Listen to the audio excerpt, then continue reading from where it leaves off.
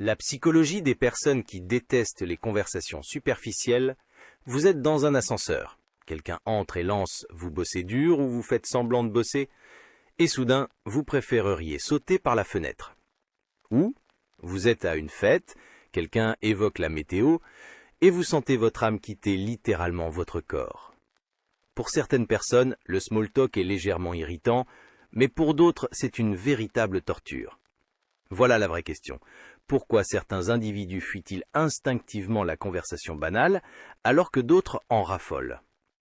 Restez avec moi parce que la réponse révèle bien plus sur la psychologie humaine que vous n'imaginez. Premier groupe, leur cerveau est neurologiquement câblé pour rejeter ce type d'échange. Des neuroscientifiques ont découvert que certaines personnes ont un fort besoin de cognition. Autrement dit, leur cerveau recherche la profondeur, la complexité, le sens. Quand vous leur demandez « Comment s'est passé ton week-end ?», leur cerveau n'entend pas une question, il perçoit du vide. Zéro substance.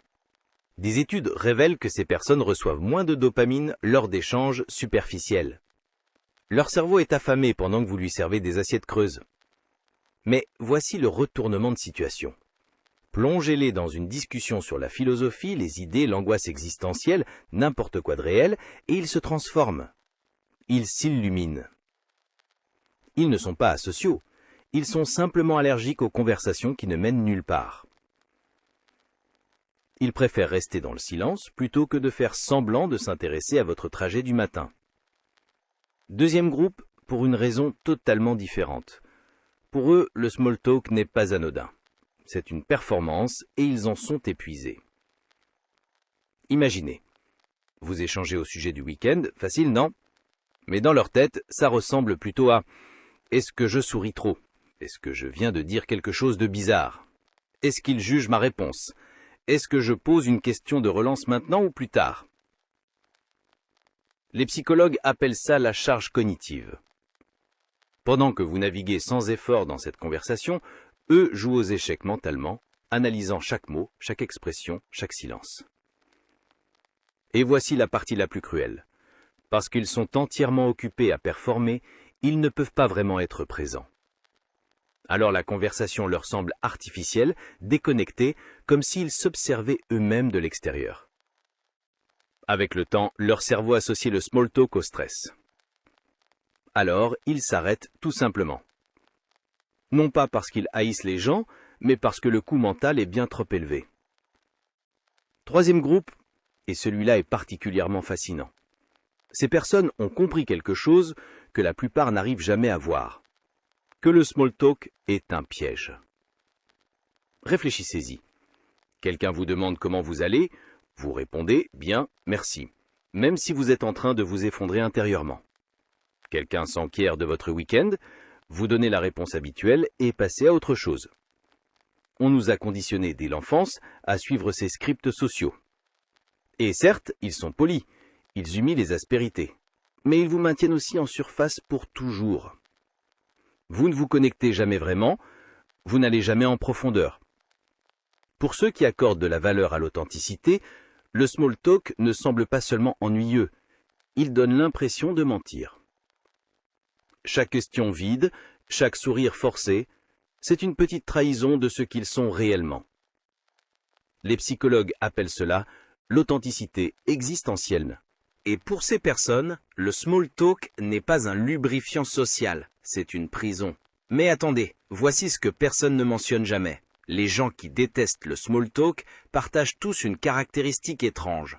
Ils sont à l'aise avec le silence, vraiment à l'aise. La plupart des individus paniquent dès que la conversation s'interrompt. Ils cherchent désespérément n'importe quoi pour combler le vide. Mais ces personnes, elles, le silence ne les effraie pas, parce qu'elles ont compris que le silence est souvent plus honnête que n'importe quelle conversation creuse. Il dit « Je n'ai pas besoin de jouer la comédie pour toi, je me sens bien juste à exister ici ». C'est rare. La majorité des êtres humains ne supportent pas 30 secondes de silence sans se sentir mal à l'aise.